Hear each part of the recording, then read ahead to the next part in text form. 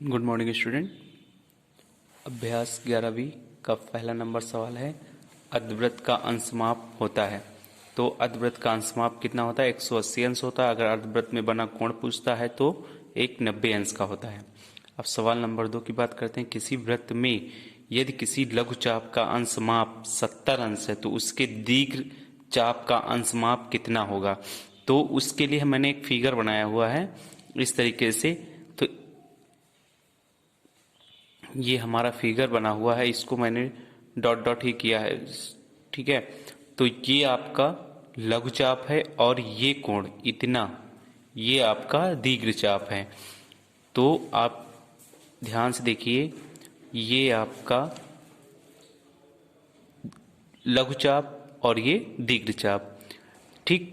तो इसका यहाँ पे क्या होता है? आधा होता है। मतलब हमने लिखा हुआ है कोण एओबी बराबर कोण, ठीक, 2 गुणे कोण एसीबी। मतलब इसका ये दूना है।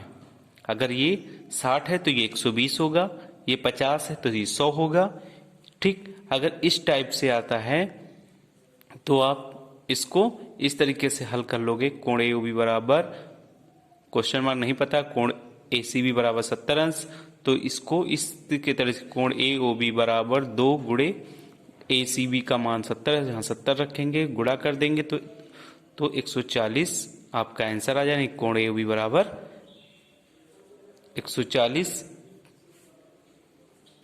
तो हमने बताया ये 70 है तो इसका दूना, ये लघुचाप है, इसको लघुचाप ये दीर्घचाप।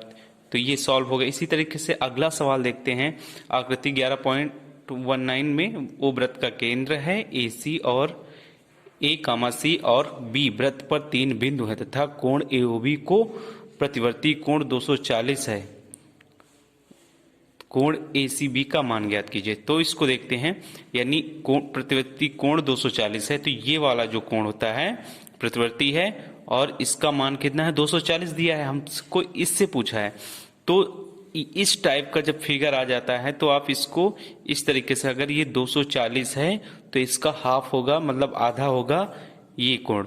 तो इसको कोण AOB बराबर 240, कोण ACB मतलब ACB बराबर क्वेश्चन मार्क, तो ACB बराबर कोण AOB अपान 2, ठीक। AOB का मान हमको पता है तो यहां रखेंगे 240 बटे 2, 2 से इसको सिंपल कर लिया, 2 एक कम 2, 2 दूनी 4 और 2 जीरो में 0, ये कट गया। तो आपका आंसर आया 120, यानी कोण ACB बराबर 120।